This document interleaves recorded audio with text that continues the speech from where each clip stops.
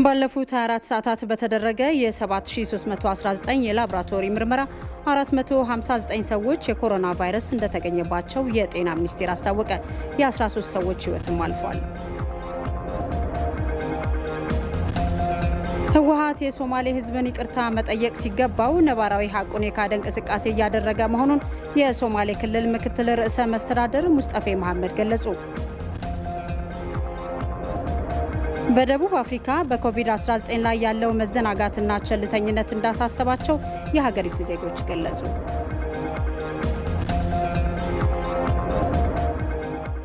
ጤና ይስጥልኝ ተመልካቾቻችን፣ ኢቲቪ 57 ዜናዎችን ቀጥለዋል። አልጋነሽ ተካኔን ከዜናዎቹ ጋር በምልክት ቋንቋ ባልደረባችን በረከት ቀናው አብሮን ይቆያል። አብራችሁን ቆዩ። ባለፉት 24 ሰዓታት በተደረገ የ7319 የላቦራቶሪ ምርመራ 459 ሰዎች የኮሮና ቫይረስ እንደተገኘባቸው የጤና ሚኒስቴር አስታወቀ። የ13 ሰዎች ሕይወትም አልፏል። ዛሬ ከኮሮና ቫይረስ 358 ሰዎች ማገገማቸውንም ሚኒስቴሩ አስታውቋል። በአጠቃላይ በኢትዮጵያ ቫይረሱ በምርመራ የተገኘባቸው ሰዎች 20336 መድረሳቸውን የጤና ሚኒስቴር በዕለታዊ የኮሮና መረጃው ላይ አመልክቷል።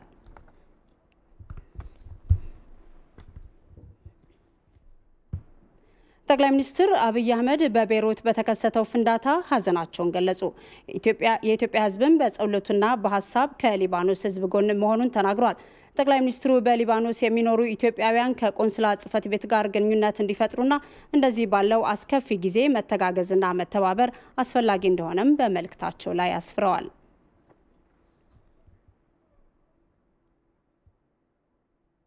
በትግራይ ክልል የዋጅራት አካባቢ ነዋሪዎች እየደረሰባቸው ያለውን ጭቆናና አፈና በመቃወም የተቃውሞ ትዕይንተ ህዝብ አደባባይ ያደረጉ። ሰለሞን አበጋዝ ዝርዝር አለው። ከትግራይ ህዝብ ጫንቃ ላይ ለመውረድ ፍላጎት የሌለው ህወሓት እያካሄደ ያለውን ያልተገባ አካሄድ በመቃወም በክልሉ ደቡባዊ ዞን የዋጅራት አካባቢ ነዋሪዎች በአደባባይ ተቃውሟቸውን አሰምተዋል። ነዋሪዎቹ መንገድ በመዝጋትና የተለያዩ መፈክሮችን ይዘው ነው አደባባይ የወጡት።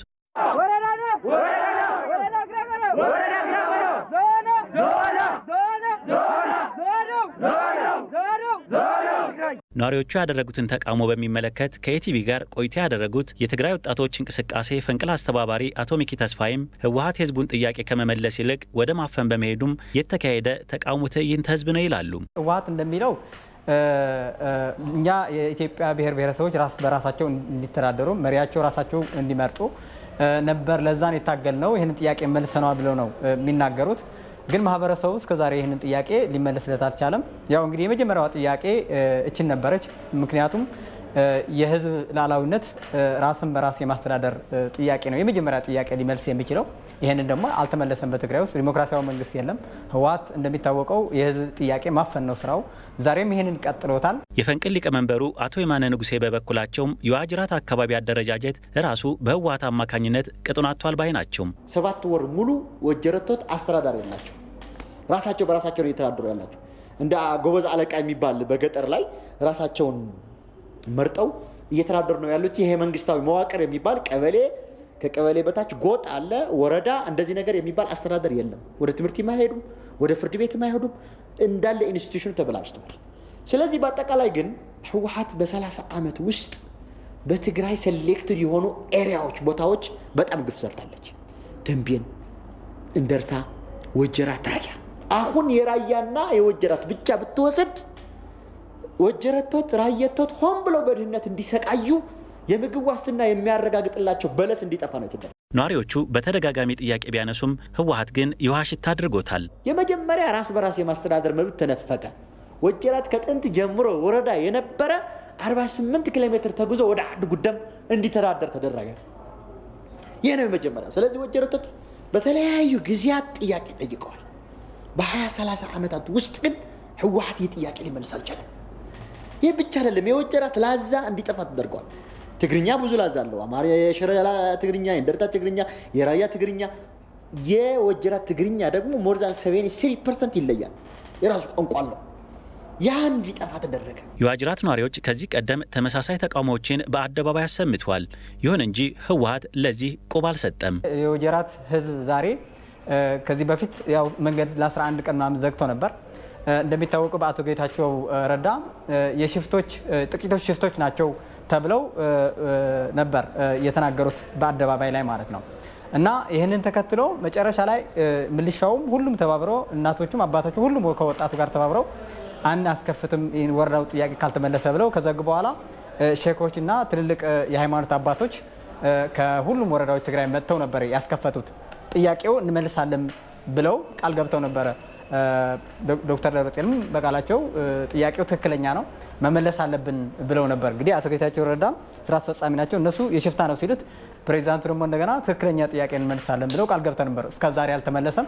ህወሓት ለትግራይ ህዝብ ከመቆምና ከመጥቀም ይልቅ ለራሱ የቆመ ድርጅት መሆኑን የሚናገሩት አስተባባሪዎቹም የህዝብ ሉዓላዊነትን አፍኖ እየተንቀሳቀሰ መሆኑን ተናግረዋል።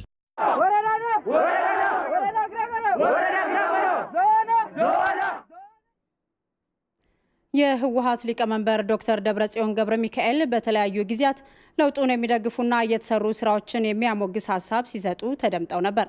ይሁንና በብልጽግናና በህወሓት መካከል ልዩነቶች መፈጠራቸውን ተከትሎ ሀሳባቸውን በመቀየር ትችትና ነቀፋ ላይ ትኩረት ሰጥተው ሲናገሩ ተሰምተዋል።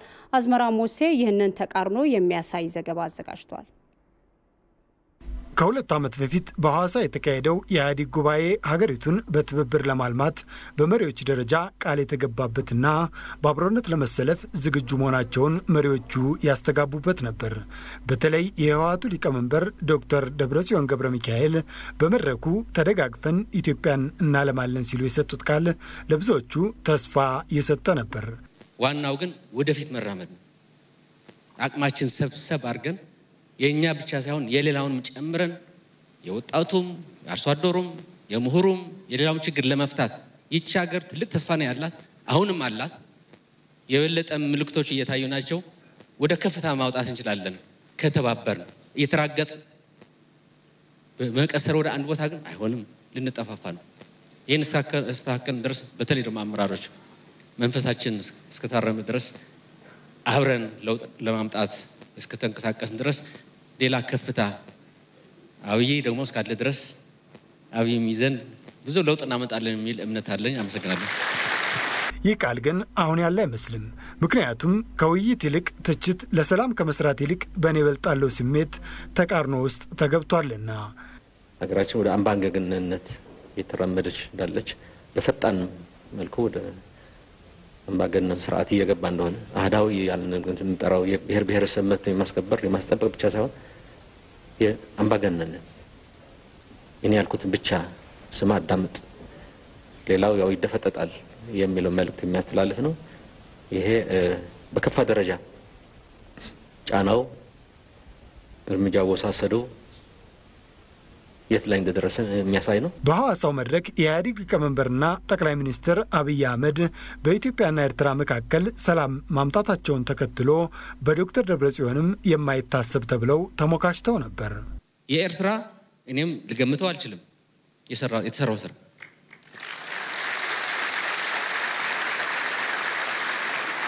ወስነናል። ሰላም ካልን ቆይቷል። ማታውቁት አይደለም። ዝም ብሎ ቦሮ ሄዶ አስመራ ኢሱ እያለ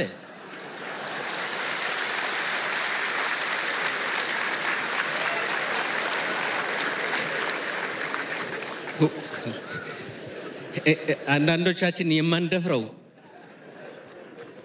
የምንታወቅ ሰዎች ነን። ወደ አፎም ኢሱም እያለ እንትን የሰራው ስራ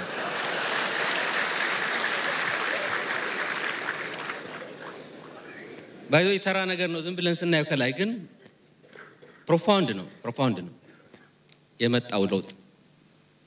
በኖርማል ዲፕሎማሲ የማታመጣው ይካንት እናቃቸዋለን። እናንተም ልትገምቷቸው የምትችሉ ሰዎች ናቸው። ወደዚህ ነው የወረደው። ባድመ ካላስረከባችሁኝ አልወጣም የሚል ሰው ነው። ሱሩ አውት በየትኛው ምትሃት ወይ ጸሎት አድርጎ እንደሆነ አሁን ደግሞ ዶክተር ደብረጽዮን ቃላቸውን ቀይረው ኤርትራን አተራማሽ ሲሉ ግንኙነቱን ደግሞ እርባን የለሽ ባይ ሆነዋል። በተለይ የኤርትራ ጣልቃ ገብነት በሀገራችን በክልላችን በተለያየ መልኩ የምናያቸው ነገሮች አሉ። ሰፊ ነው። ይሄ ትግራይን ለመምታት ለመቀርቀር ተብሎ የተሰራ ነው። ግን አገሪቱ በሙሉ አጣብቂኝ ውስጥ የሚከተል እናም ይህ የተቃርኖ ፖለቲካ ኮሮና ያስከተለው ካለው ችግር ጋር ተዳምሮ ሌላ ዳፋ እንዳይኖረው ሰላምን የሻተ ውይይት ማድረግ አስፈላጊ ሆኖ ይገኛል። ህወሓት የሶማሌ ህዝብን ይቅርታ መጠየቅ ሲገባው ነባራዊ ሐቁን የካደ እንቅስቃሴ እያደረገ መሆኑን የሶማሌ ክልል ምክትል ርዕሰ መስተዳድር ሙስጠፌ መሐመድ ተናገሩ። ክልሉ በህወሓት የሞግዚት አስተዳደር ስር ለ27 ዓመታት ሲተዳደር በክልሉ ህዝብ ላይ ጥቁር ጠባሳን አሳርፎ ማለፉንም ምክትል ርዕሰ መስተዳድሩ ሙስጠፌ መሐመድ ገልጸዋል። ሙሉ ግርማይ ዝርዝር አለው። ሶማሌ ክልል ለ27 ዓመታት ራሱን በራሱ ከማስተዳደር ይልቅ በህወሓት አመራሮች በእጅ አዙር ሲመራ እንደነበር ሶማሌ ክልል ምክትል ርዕሰ መስተዳድር አቶ ሙስጠፌ መሐመድ ይናገራሉ። ክልሉን ፈላጭ ቆራጭ ሆነው ሲመሩ የነበሩትም በህወሓት ፖለቲከኞች በመቀጠልም በወታደራዊ አመራር እንደነበር ያነሳሉ። በመጀመሪያው የለውጥ ዓመታት ሶማሌ ክልል ውስጥ ፈላጭ ቆራጭ ሆኖ አስተዳደር የነበረው ዘራይ የሚባል ሰው ነበር። ዘራይ አስግዶ ነበር። ምሳሌውን የሚሰጥ ከግለሰቦች ጋር ጉዳይ ስላለኝ አይደለም። ቀጥሎ ተወልደ የሚባል ሰው ነበር። እዚህ ታሪኩ ይታወቃል። ተወልደ ያልወሰነው ጉዳይ አይወሰንም። ማን ማዕከላዊ ኮሚቴ ይገባል፣ ማን ይወጣል፣ ማን ይገባል የሚለውን ማን ሊስት እንደሚያዘጋጅ ይታወቃል። እዚህ በኋላ ገብረ ዋህድ የሚባል ሰው ነበር። በመሃል ፍስሐ የሚባል ነበር። እንደዚህ የተባለ ነው። ስለ ክልሉ በአማካሪ በእጅ አዙር ሲመራ ይቆይ። በኋላ አብዲ ከመጣ በኋላ ደግሞ ቀጥታ ከሲቪሊያን አማካሪዎች ወደ ወታደራዊ እንትኖች መሪዎች በተለይም ምስራቅ እዝ ያሉ የጀነራል ኳርተር በቀጥታ ይህን ክልል በሳምንት እቅድ ያወጣ መምሪያ ያወጣ በአብዲ ኢሌ በኩል ያስፈጽም ነበር።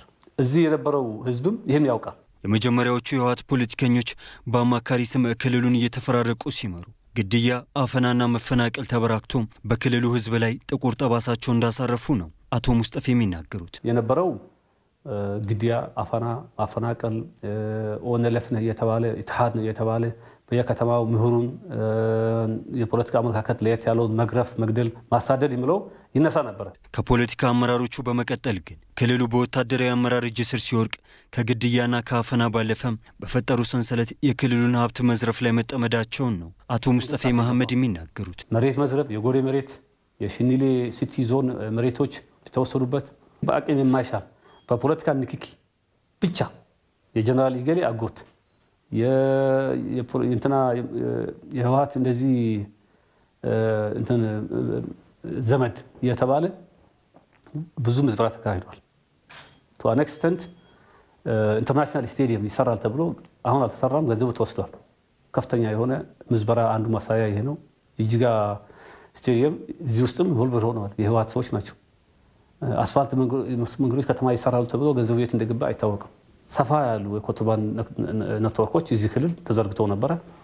መሳሪያ የሚነግዱ ህገወጥ እጾች፣ ዶላር ኮንትሮባንድ፣ የውጭ ምንዛሪ ገንዘቦች ቁጥጥር፣ ይሄ ሁሉ ኔትወርክ ደግሞ የተቆጣጠረው አካል የዚሁ አባላት ናቸው። ከዚህ ሁሉ ስቃይና ዘረፋ በኋላ ክልሉ ከህወሓት የእጅ አዙር አመራር ነጻ ሲወጣ ለክልሉ ተቆርቋሪና ጠበቃ ሆነው መቅረባቸውም ክልሉን ዳግም ወደ 27 ዓመቱ የሞግዚት አስተዳደር የሚመለስ ውጥ እንዳላቸውም ማሳያ ነው ይላሉ ምክትል ርዕሰ መስተዳድሩ። ጭራሽ ግን እንደዚህ ሲያደርግ የነበረ አካል አሁን ተነስቶ የሶማሌ ክልል ህዝብ እንደተጎዳ አሁን የመጣው ስርዓት አህዳዊ እንደሆነና እየጨፈለቀ እንደሆነ በሶማሌ ክልል ከለውጡ በኋላ ህዝቡ ምንድነው ብሶት እያሰማ ነው እያለ በራሱ ቲቪ መለፈፍ ሲጀምር የግድ ይለናል እንደዚህ አይነት አስቀያሚ ታሪኮችን ማውጣት። ለዚህ ነው የምንገደደው እንጂ አጥፍተናል። በእውነት ለመናገር እዛ አካባቢ የነበረው ሁኔታ ጥሩ አይደለም። ብዙ ሰው ሞቷል፣ ብዙ ሰው ተገሏል። የነበረው አስተዳደር አካባቢም የነበረው ሁኔታ ቆንጆ አልነበረም የሚል ተቀባይነት ሚኖር ይቅርታም ይሁን ያለፈው አልፏል በሚል ታልፏል።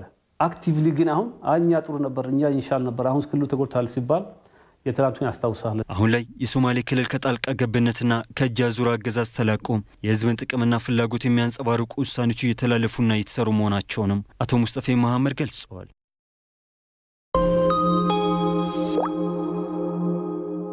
ለመላው የእስልምና እምነት ተከታዮች በሙሉ እንኳን ለ1441ኛው ዓመተ ሂጅራ የኢድ አል አድሃ አረፋ በዓል በሰላም አደረሳችሁ። ያኔ በቅርንጫፍ መስኮት ስንጀምር አምናችሁን ነበር። ቀጥለን በመጀመሪያው ሙአዚን በቢላል ስም ከወለድ ነፃ የባንክ አገልግሎት ብቻ የሚሰጥ በሀገራችን የመጀመሪያ ቅርንጫፍ ስንከፍት አብራችሁን ነበራችሁ። ዛሬ አማና ጠባቂ ባንካችሁ ከወለድ ነፃ አገልግሎት ብቻ የሚሰጡ ቅርንጫፎችን 56 በማድረስ ለሚሊዮኖች ተስፋና ብርሃን የሆነ ከወለድ ነፃ የባንክ አገልግሎት ሲቢኢ ኑር በማለት ሰይሞ በላቅ አገልግሎት ወደ እርሶ ቀርበዋል። ሲቢኢ ኑር በሐላል የመኖር ነጸብራቅ ነው። የሸሪዓ ሕግጋትን በማሟላት ከሸሪዓ አማካሪ ኮሚቴ እውቅና ባገኘንባቸው ከወለድ ነፃ የተቀማጭ ገንዘብ አገልግሎት፣ የፋይናንሲንግ አገልግሎት፣ የዓለም አቀፍ የንግድ ድጋፍ እንዲሁም አዲስ መስጠት በጀመርናቸው የለቤክ ተቀማጭ ሂሳብ፣ የዲያስፖራ የቤት መግዣ የፋይናንሲንግ አገልግሎት እንዲጠቀሙ እንጋብዛለን። ኢድ ሙባረክ። የኢትዮጵያ ንግድ ባንክ ሁሌም የሚተማመኑበት ባንክ። የቲቪ 57 ዜናዎች እንደቀጠሉ ናቸው። የአዲስ አበባ ከተማ አስተዳደር ፐብሊክ ሰርቪስ ልማት ቢሮ የአገልግሎት አሰጣጡን ለማሻሻል በየደረጃው ከሚገኙ አመራሮች ጋር ለ4 ቀናት ሲያደርግ የነበረውን ውይይት የተለያዩ የስራ አቅጣጫዎችን በማስቀመጥ አጠናቀቀ። በማጠቃለያ ፕሮግራሙ ላይ የከተማ አስተዳደሩ ምክትል ከንቲባ ኢንጂነር ታከለ ኡማ የተገኙ ሲሆን ማህበረሰቡ የሚቸገርባቸውን የአገልግሎት ዘርፎች የመለየት ስራ መጠናቀቁን ገልጿል። ሐምራዊት ብርሃኑ የአዲስ አበባ ከተማ አስተዳደር ፐብሊክ ሰርቪስ ልማት ቢሮ ለማህበረሰቡ አገልግሎት እየተሰጠ ያለበት ሁኔታ በመገምገም 65 በመቶ መከናወኑን በየደረጃው ከሚገኙ የከተማ አመራሮች ጋር ባደረገው ውይይት ገልጿል።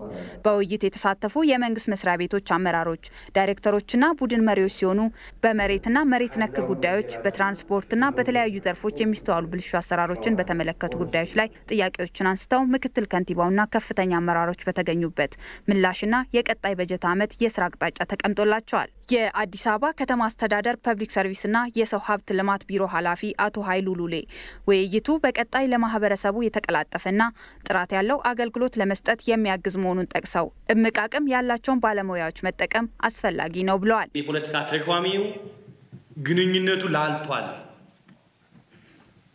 አያገኙንም፣ እድልም የለም የሚልም ጭምር መረር ባለ መንገድ የተነሳበት አቋም ስላለ እዚህ ደግሞ ከተማውን የሚመራው ኃይል ሁሉም ስላለ በየቢሮአችን በየተቋማችን ስንሄድ ሰራተኛውን በፕላን በተቀመጠው እቅድ በስኬጁላችን መሰረት እያገኘን ኮሙኒኬት እያደረግን እያወያየን ችግሮችን እየለየን የምንፈታበት መንገድ ችግር ብቻ አይደለም የሚያቀርበው ጥሩ ነገሮችን ባለሙያ ያቀርባል። ያ ሞር ፕሮፌሽናል ነው እዚህ ያለው ኃይል። ስለዚህ ጠቃሚ ገንቢ የሚባሉ ሀሳቦችም ጭምር እየሰጠ ስለነበረ ጥሩ አቅም ያላቸው ባለሙያዎችም ስላሉ የነሱን አቅም መጠቀምና አጠቃላይ የከተማችን ትራንስፎርሜሽን ማፋጠን ይገባናል። የአዲስ አበባ ከተማ አስተዳደር በምክትል ከንቲባ ማዕረግ የአገልግሎት ሰጪ ተቋማት አስተባባሪ ኢንጂነር እንዳወቅ አብቴ አገልግሎት ሰጪ ሰራተኞች ያሉትን መመሪያዎች፣ ህጎችና ደንቦች በመከተል ችግሮች ካሉባቸውም በመፈተሽና በማስተካከል በቁርጠኝነት ማገልገል እንዳለባቸው ተናግረዋል። ቀልጣፋና ዘመናዊ አገልግሎት ለመስጠት በአሁኑ ሰዓት ቴክኖሎጂ ያስፈልገናል። የአድሎነት ባህሪዎች አሉ። የቸልተኛ የመሆን መሰልቸት፣ የስራ ፍቅር ማነስ፣ የብቃት ችግሮች በተለይ ሰዓት አክብሮ ከመግባትና ከመውጣት አኳያ በእንደዚህ ዳይሜንሽን የሚለኩ በተለይ ለቅሬታ ምንጭ የሚሆኑ የፈጻሚውም ያስፈጻሚውም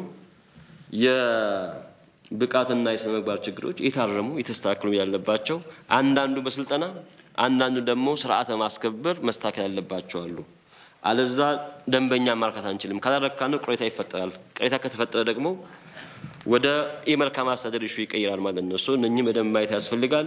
ያ ሲሆን ጠንካራ ቢሮክራሲ፣ ጠንካራ ሲቪል ሰርቫንት መገንባት የምንችለው። የአዲስ አበባ ከተማ አስተዳደር ምክትል ከንቲባ ኢንጂነር ታከለ ኡማ ብልሹ አሰራር አለባቸው ተብለው ከተለዩ ዘርፎች መካከል መሬትና መሬት ነክ ጉዳዮች በመሆናቸው ለውጥ ለማምጣት እየተሰራ መሆኑን ጠቅሰው ጠንካራ ሀገርን ለመገንባት የፐብሊክ ሰርቪስ ሚና የላቀ ነው ብለዋል። ህዝቦቿ በጋራ በዚህ ከትንሽ ነገሮች ወጥተው እንደ ጋራ እንደ ትልቅ ሀገር የሚቆሙበት መገንባት የፐብሊክ ሰርቫንት ስራ ነው። የሁላ እኔም ፐብሊክ ሰርቫንት ነኝ። እሱም ፐብሊክ ምን ማለት ነው? ፐብሊክ ህዝብን የሚያገለግል ማለት ነው። የአደረጃጀት የአሰራር የብልሹ አሰራር ሁሉ ተደምሮ ያ ነገር ኒት ንጹህ በንጹህ ልብ በንጹህ እጅ የከተማውን ነዋሪ የሀገሪቷን ህዝብ ማገልገል። ይሄ ማለት ምን ማለት ነው ነው ሲጠቀለል? ይሄ ማለት ጠንካራ መንግስት፣ ጠንካራ ሀገር መገንባት ማለት። ጠንካራ ሀገር ባንሆን ሁሉ ዓለም እየጮኸ አባይን ባልሞላን ነበር ማለት። ግን ከዚህ በላይ መጠናከር ደግሞ ያስፈልጋል። ከዚህ በላይ ጠንካራ ኢንስቲትዩሽን ገንብተን ለምንም ነገር የማይበከል ፓርቲ ሄደ ፓርቲ መጣ የማይል ግን ሀገርና ሀገረ መንግስቱ የሚገነባበት የሚሄድበት ጠንካራ ሀገር ደግሞ ያስፈልጋል። በውይይቱ የተሳተፉ አመራሮችም ህዝብን በቅንነት ማገልገል የተገነባች ሀገርን ለትውልድ ማሸጋገር እንደሆነም ተናግረዋል። አገልግሎት ለመስጠት አሰራር ብቻ በቂ አይደለም። አሰራር መዘርጋት አንድ ነገር ሆኖ አሰራር ግን በቂ አይደለም። ይሄ በጎ አመለካከትን፣ ቅንነትን የሚጠይቅ ነው። ያንን አገልግሎት ሲሰጥ ደግሞ በምን አይነት አኳኋን ነው፣ ጥራቱስ እንዴት ነው መጠበቅ የሚችለው የሚሉትን ቁጭ ብሎ መመካከር ይጠይቃል ማለት ነው። አገልግሎቱን በአግባቡ መስጠት ባለመቻላችን ተጨማሪ ነገር የምንጨምርበት ከሆነ ህብረተሰቡን በትክክል ማገልገል አንችልም ማለት ነው። ተገልጋይን አክብሮ መስራት ማለት ራስን ማክበር እንደሆነ የምንረዳባቸው ነገሮች ናቸው። ከዛም አልፎ ደግሞ ትውልድ መገንባትን፣ የተገነባች ሀገርን ለትውልድ ማሸጋገርን መሆን እንደሆነ የተረዳንበት ነው። ከ1200 በላይ በየደረጃው ያሉ አመራሮች የተሳተፉበትና በአዲስ አበባ ከተማ የተቀላጠፈ አገልግሎትን ለመስጠት ታልሞ የተዘጋጀው የማሻሻያ ስልጠና በቀጣይ በክፍለ ከተማና በወረዳ ደረጃ እንደሚሰጥም ተገልጿል። ኦሮሚያን የትርምስና የግጭት ቀጠና ለማድረግ እየተንቀሳቀሱ ለሚገኙ ኃይሎች ህብረተሰቡ እየሰጠ ያለውን ሴራ የማክሸፍ ምላሽ አጠናክሮ እንዲቀጥል የክልሉ የመንግስት ኮሚኒኬሽን ጉዳዮች ቢሮ ኃላፊ አቶ ጌታቸው ባልቻ ጥሪ ያቀረቡ። አቶ ጌታቸው በወቅታዊ የኦሮሚያ ክልል የጸጥታ ሁኔታ ላይ ለጋዜጠኞች ማብራሪያ ሰጥተዋል። አቶ ጌታቸው በማብራሪያቸው ምንም እንኳን አፍራሽ ኃይሎች ኦሮሚያን የግጭት ማዕከል ለማድረግ ቢንቀሳቀሱም ህብረተሰቡ ግን ተልዕኳቸውን በማክሸፍ አኩሪ ምላሽ እየሰጠ ይገኛል ብለዋል። አሉ ሁንዴሳ ከተገደለበት ወዲህ በክልላችን በተለያዩ አካባቢዎች በደረሰው ግጭት የሰው ህይወትና ንብረት ላይ ጉዳት መድረሱ ይታወቃል። እነዚህ ኃይሎች ኦሮሚያን የትርምስና የግጭት ቀጠና በማድረግ በአጠቃላይ ክልሉ እንዲፈርስና ሀገር እንዲፈርስ በዚህ ወቅት ያቀናቸው እቅዶች እንዳይሳኩና እንዲስተጓጎሉ የማድረግ ሴራቸውን ለማሳካት የውጭ ኃይልንና በሀገር ውስጥ ያሉትን አጠቃላይ ባንዳዎች ተደራጅተው በቲፒኤልኤፍ የሚመራ በኦነግ ሸኔ ጉዳይ ፈጻሚነትና የነሱ ተላላኪ በሆኑት ኃይሎች የተደራጀ ኃይል ክልላችንን የትርምስና የግጭት ክልል የማድረግ ፍላጎታቸው በህዝባችን አጠቃላይ ርብርብና ተሳትፎ ሳይሳካላቸው መቅረቱ ይታወሳል። ልማታችን በምንም መልኩ ሊስተጓጎል አይገባም። መደበኛ እንቅስቃሴያችን በምንም መልኩ ሊስተጓጎል አይገባም። መንገድ አንዘጋም። ለወሬያችሁ ጆሮአችንን እንዘጋለን እንጂ ለመንገድ አንዘጋም። እንቅስቃሴያችንን እንቀጥላለን። ልማታችን ይቀጥላል። እናንተ ባላችሁበት እረፉ ብሎ መልስ ሰጥቷቸዋል። ማረፍ ካልቻሉና ይሄንን ተልዕኳቸውን የሚያስፈጽሙ በየከተማው በየዞኑ ይሄንን ድርጊታቸውን ለማስፈጸም የሚንቀሳቀሱ ኃይሎችን ደግሞ በማጋለጥ ለህግ አሳልፎ እየሰጠን ያለው ይሄንን አጠናክሮ መቀጠል አለበት የሚል መልእክት ማስተላለፍ እንፈልጋለን። ክልላችን በአጠቃላይ ሰላም ነው። አጥፊዎችን ለይቶ ለህግ በማቅረብ ረገድ የክልሉ መንግስት ከህብረተሰቡ ጋር በመተባበር እየሰራ ነው ያሉት አቶ ጌታቸው መላው የኢትዮጵያ ህዝብም በሀገር ውስጥ የሚሆን በውጭ የሚገኘው ማህበረሰብ በተሳሳተ መረጃ እንዳይረበሽ አስገንዝበዋል። ኦኤምኤን ሚዲያን በመጠቀም የተለያዩ በሀገር ውስጥ የሚንቀሳቀሱ የቲፒኤልኤፍ ሚዲያዎችን በመጠቀም ዲደብሊው ትግራይ ሚዲያን በመጠቀም የሚተላለፈው መረጃ ትላንትና ስለ ኦሮሞ ተናግሮም የማያቅ ኦሮሞን በጠባብነቱ ፈርጆ አማራን በትምክህተኝነቱ ፈርጆ ከፋፍሎ ሃይማኖትን አንዱን አክራሪ አንዱን ሰላማዊ አድርጎ ፈርጆ ሲንቀሳቀስ የነበረው ኃይል ዛሬ በምንም መልኩ ስለ ኦሮሞና ስለ ኦሮሚያ ስለ ሃይማኖትና ስለ ኢትዮጵያዊነት መናገር የማይችል ኃይል የውጭን ጉርሻ በመቀበል የባንዳነት ስራውን እየሰራ ቀጥሏል። ይሄ የባንዳነት ስራ የሚጠቅመው ስላልሆነ ከዚህ ድርጊት እንዲታቀብ የኦሮሚያና የኦሮሞ ህዝብ በአጠቃላይ ትምህርት በሚሰጥ መልኩ መልስ ሰጥቷቸዋል። ጉዳቱ ደርሷል። ጉዳት አድራሹ አጥፊ ነው። አጥፊው ማንነቱ ተለይቷል። እነዛ ማንነታቸው የተለየ ደግሞ እያንዳንዳቸው ያስፈጸሙት ባስፈጸሙበት ዞንና ከተማ የመንግስት አመራር ሳይቀር ወደ ህግ እንዲቀርቡና የህግ በላይነት እንዲከበር የህግ በላይነት እንዲረጋገጥ እየተሰራ በመሆኑ ይሄንን ህዝባችን ኢትዮጵያውያንም ባያሉበት ሀገር ውስጥም ሀገር ውጭ ያሉትም በዚህ በተደናጋገረ መረጃ እየተረበሹ ያሉትም ይሄንን ትክክለኛ መረጃ እንዲወስዱ በዚህ መልእክት ለማስተላለፍ እንፈልጋለን። ክልሉ የአረንጓዴ አሻራ መርሃ ግብርን በስኬት እያስኬደ መሆኑን የተናገሩት አቶ ጌታቸው የትምህርት ቤት ማስፋፋትና የኮሮና ወረርሽኝ መከላከል ላይ ግን ተጨማሪ ጥረቶች ያስፈልጋሉ ብለዋል። ኮቪድ-19 የመከላከሉ ስራ በመጀመሪያ አካባቢ በተጠናከረ ሁኔታ ሄዶበታል። በአጠቃላይ ሚዲያም በዚህ ጉዳይ ላይ ይሄ ነው የሚባል ውጤታማ ስራ ሰርቷል ብለን እንወስዳለን። የክልላችንም በአገር አቀፍ ያለው ሚዲያ በዚህ ጉዳይ ላይ በትኩረት ሰርቷል። የተደራጀ የሚዲያና የኮሙኒኬሽን ስራ ተሰርቷል። ከአርቲስት ሃጫሉ ሁንዴሳ ግድያ በኋላ ግን የመቀዛቀዝና የመዘናጋት ችግሮች እንዳጋጠሙን ገምግመናል። ይህንን ሙሉ በሙሉ ከዚህ ወጥተን ወደ አጠቃላይ እንቅስቃሴ መግባት አለብን። ንቅናቄ መፍጠር አለብን። የግንዛቤ መፍጠር ንቅናቄና የምርመራ ንቅናቄ መፍጠር አለብን ተብሎ በአገር አቀፍ ደረጃ እየታወጀ ስለሆነ በክልላችን ያሉ አጠቃላይ ህዝቦች ኮቪድን መከላከል የሚቻለው ግንዛቤ በመፍጠር ነው፣ ራስን በመጠበቅ ነው፣ የባለሙያዎችንና የመንግስትን ምክር በመቀበል ነው። ይሄንን ተግባራዊ በማድረግ በሚደረጉ ስራዎች ላይ ትብብራችሁ እንዳይለየንና ራሳችንን እንጠብቅ የሚል መልእክት ማስተላለፍ እንፈልጋለን። እያንዳንዱ ሰው ራሱን መጠበቅ መቻል አለበት፣ ቤተሰቡን መጠበቅ መቻል አለበት፣ አካባቢውን መጠበቅ መቻል አለበት። የህግ አስከባሪ ኃይሎችም የተለያዩ የመንግስት ተቋማትም በዚህ ደረጃ የወጣውን አዋጅና አዋጁን ለማስፈጸም የወጡ ደንቦችና መመሪያዎችን ተግባራዊ በማድረግ የህዝባችንን ህይወት እንድታደግ በዚያው አጋጣሚ መልእክት ማስተላለፍ ይፈልጋለሁ። አመሰግናለሁ። የእርስ በርስ ግጭት በማስነሳት ወንጀል በተጠረጠሩት በእነ ሐምዛ አዳነ መዝገብ የሚጠሩ 9 ተጠርጣሪዎች ላይ ሲካሄድ የነበረው ምርመራ ተጠናቀቀ። ጥላውን ካሳ የችሎት ውሎውን ተከታትሎ ተከታዩን መረጃ አዘጋጅቷል። የእርስ በርስ ግጭት በማስነሳት ወንጀል በተጠረጠሩት በእነ ሐምዛ አዳነ መዝገብ የሚጠሩት ተጠርጣሪዎች 9 ናቸው። አብዛኞቹ የአቶ ጀዋር መሐመድ ጠባቂዎች የነበሩና የቀድሞ የፌዴራል ፖሊስ አባላትና ቀሪዎቹ የኦኤምኤን ሚዲያ ሰራተኞች ናቸው። ከፌዴራልና ከአዲስ አበባ ፖሊስ ኮሚሽን የተውጣጣው የምርመራ ቡድን ተጠርጣሪዎች ከድምፃዊ ሃጫሉ አስክሬን ሽኝት ጋር በተያያዘ የእርስ በርስ ግጭት ቀስቅሷል በማለት ነው ምርመራ ሲያካሄድባቸው የቆየው። አስክሬኑ ወደ አዲስ አበባ ተመልሶ 10 ቀን ማስለቀስ ብሎም የሚኒሊክን ሐውልት ማፍረስና በመጨረሻ 4 ኪሎን ቤተ መንግስት መቆጣጠር ደግሞ ግባቸው ነበር የሚለውን ምርመራውን በመጥቀስ የምርመራ ቡድኑ ገልጿል። አስክሬኑን ወደ ኦሮሚያ ብልጽግና ጽሕፈት ቤት ከመውሰዳቸው ጋር ተያይዞ በከፈቱት ተኩስ የአንድ የኦሮሚያ ልዩ ኃይል ፖሊስ ህይወት ማለፉንም ምርመራው ያስረዳል። አንደኛው ተጠርጣሪ ሐምዛ አዳነ የብሔርና የሃይማኖት ግጭት ቀስቅሷል ብሏል የምርመራ ቡድኑ። የምርመራ ቡድኑ የፌዴራል የመጀመሪያ ደረጃ ፍርድ ቤት አራዳ ምድብ ችሎት በሰጠው የምርመራ ጊዜ አንደኛው ተጠርጣሪ ሐምዛ አዳነ የብሔርና የሃይማኖት ግጭት የቀሰቀሰበት የድምፅና የቪዲዮ መረጃ ከሚመለከቱ አካል መቀበሉን ገልጿል። ይህንና ሌሎች ተጠርጣሪዎች በተጠረጠሩባቸው ወንጀሎች ላይ የሚያስረዱ የ27 ምስክሮችን ቃል መቀበሉንም ቡድኑ አብራርቷል። በተጠርጣሪዎች ቅስቀሳ በግሉ ዘርፍና በመንግስት ግምታቸው ከ36 ሚሊዮን ብር በላይ ተሽከርካሪዎች የወደሙበት መረጃ ማሰባሰቡንም የምርመራ ቡድኑ ገልጿል። በዚህ በተሰጠው ጊዜ የምርመራ ቡድኑ ከተጠርጣሪዎች የተገኙ 7 የጦር መሳሪያዎች በፎረንሲክ ምርመራ ተደርጎላቸው ህገ ወጥ መሆናቸው መረጋገጡንም ለፍርድ ቤቱ አብራርቷል። የምርመራ ቡድኑ በተሰጠው ጊዜ ምርመራው ማጠናቁን ተከትሎ መዝገቡን ለአቃቢ ህግ ማስረከቡን አስታውቋል። አቃቢ ህግ በበኩሉ በህግ ከተሰጠው ኃላፊነት አንጻር የምርመራ መዝገቡን መርምሮ ተጠርጣሪዎች የተጠቀሰባቸውን ወንጀሎች ለመፈጸማቸው አመላካች በማግኘቱ በአሰራሩ መሰረት የቀዳሚ ምርመራ ፋይል ማስከፈቱን ለችሎቱ ገልጿል። ይህ ፋይል ለነገ ሐምሌ 30 2012 መቀጠሩን አስረድቷል።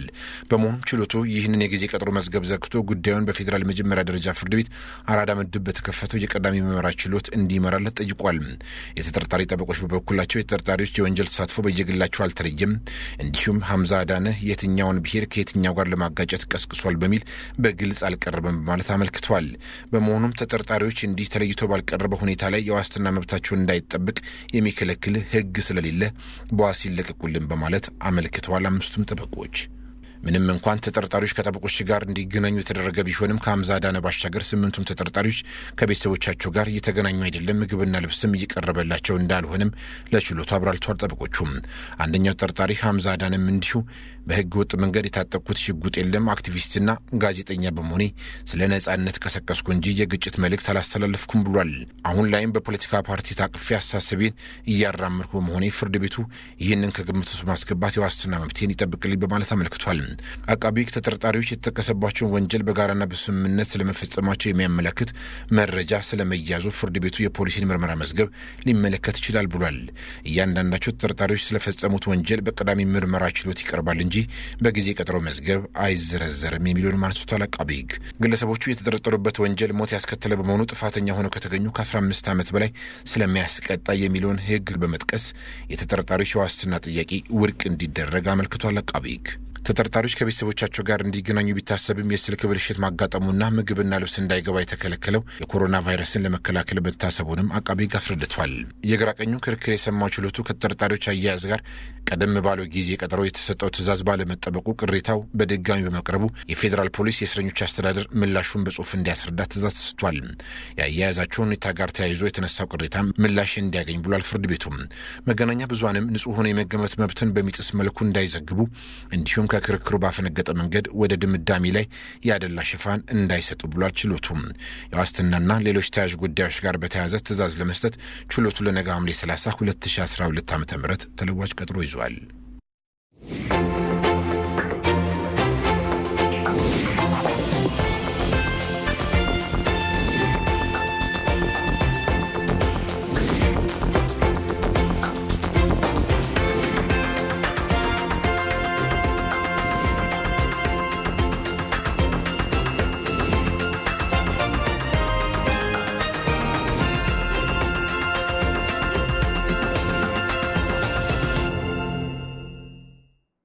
አረንጓዴ አሻራን ወደ ተመለከቱ ዜናዎች አልፋለሁ። የማዕድን ልማቱን ከአረንጓዴ አሻራ የችግኝ ተከላ ዓላማ ጋር በማጣጣም ኢኮኖሚያዊ እድገትን ለማስቀጠል እንደሚሰራ የማዕድንና ነዳጅ ሚኒስቴር ገለጸ። የሚኒስቴሩ ሰራተኞችና ተጠሪ ተቋማት በአቃቂ አካባቢ ለሁለተኛ ጊዜ የችግኝ ተከላ አካሂደዋል። እስካሁንም 5000 የሚሆኑ ችግኞች መተከላቸው ተጠቁሟል። የማዕድንና ነዳጅ ሚኒስትሩ ዶክተር ሳሙኤል ኡርካቶ እንዳሉት መስሪያ ቤታቸው ለአካባቢ ጥበቃና ልማት ውጤታማነት የበኩልን ጥረት እያደረገ ይገኛል። በቀጣይም የማዕድን ልማቱን ከአረንጓዴ አሻራ የችግኝ ዓላማ ጋር ለማጣጣም ትኩረት ተሰጥቶ እንደሚሰራ ገልጸዋል። ካለማን በኋላ ማዕድኑን ካወጣን በኋላ ቦታው ለሌላ ልማት እንዲሆን እናደርጋለን። ለምሳሌ ያህል አንዳንድ ቦታዎች ማዕድንን ካወጣን በኋላ ብዙ የተቆፈረ ቦታ ከሆነ ሰው ሰራሽ ሐይቅ መስራት ይቻላል፣ ለቱሪዝም ማዘጋጀት ይቻላል። አንዳንድ ቦታዎችን ደግሞ በችግኝ ተሸፍኖ ፍሬ የሚሰጡ ሆነው በቀጣይነት እዛው አካባቢ ላለው ማህበረሰብ ኢኮኖሚ ፋይዳ ያለው ሆነው እንዲቀጥል ማድረግ ይቻላል። በእንዲህ አይነት መልኩ ዓለም አቀፍ መስፈርቱን በአሟላ መልኩ ነው የሚሰሩት ኩባንያዎችና እኛም እንቆጣጠራለን። እነሱም ያንን መስፈርት አሟልቶ መስራት እንደ አንድ የዘርፉ የስነ ምግባር የስራ ጉዳይም ስለሆነ ይሰሩታል። በዚህ መልኩ የአካባቢ ማህበረሰብ በደንብ ባለቤት ሆነው ተሳስረው አብረው እንዲሰሩ እያደረግን ነው። ሪፖርተራችን ይድነቃቸው ሰማው እንደዘገበው የችግኝ ተከላ ተሳታፊዎቹ ችግኞች እስኪጸድቁ ድረስ አስፈላጊውን እንክብካቤ ሊደረግላቸው እንደሚገባ ገልጸዋል። ችግኝ መትከል ለሀገራችን በጣም ከፍተኛ ጠቀሜታ የሚሰጥ ነው። በአንድ በኩል የአየር ንብረት እየቀየረ የመጣ የአየር ንብረት የሚቆጣጠር ነው። በሌላ በኩል ደግሞ አፈራችን ተሸርሽሮ እንዳይሄድ የሚከላከል ነው። በተለይም በአሁኑ ጊዜ ከፍተኛ የሆኑ ግድቦች እየሰራን ነው።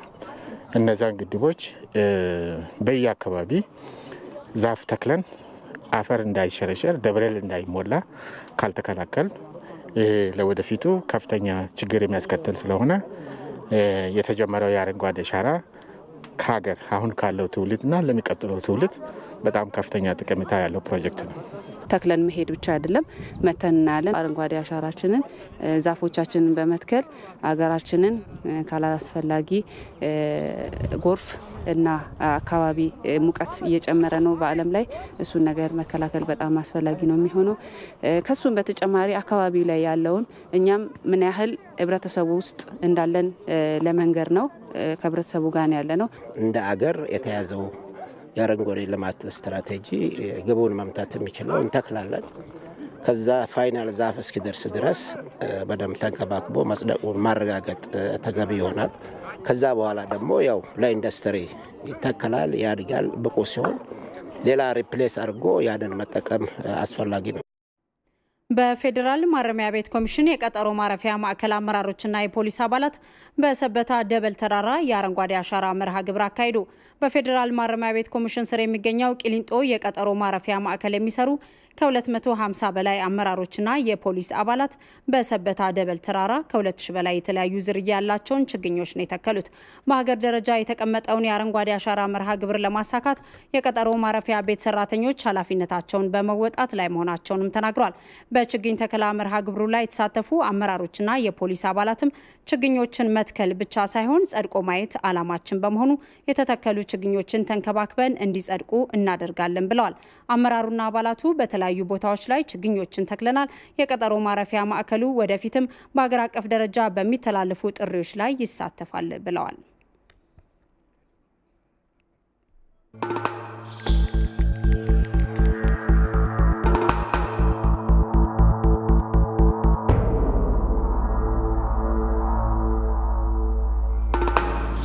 ይህ ጊዜ ያልፋል። እናንተ ሁላችሁ ኢትዮጵያውያን ከኮሮና የሚከላከለው ሰራዊት አባላት ናችሁ። ሁላችንም ይህንን ሰራዊት ከተቀላቀልን ኮሮናን በአጭር ጊዜ የከፋ ጉዳት ሳያስከትል ልናሸንፈው እንችላለን። ይህንን ቫይረስ መከላከያ ብቸኛው መንገድ ራስን ማሸነፍና ርቀትን መጠበቅ፣ ንጽህናን መጠበቅ፣ በተቻለ መጠን ከንክኪ ራስን አርቆ ማስገኘት ስለሆነ ይህንን ሁሉም ዜጋ በከፍተኛ ኃላፊነት ስሜት በመተግበር ኢትዮጵያን ከሚገጥማት አደጋ መከላከል እንድንችል በከፍተኛ ትህትና ለመላው የኢትዮጵያ ሕዝብ በድጋሚ ጥያቄ ማቅረብ እፈልጋለሁ።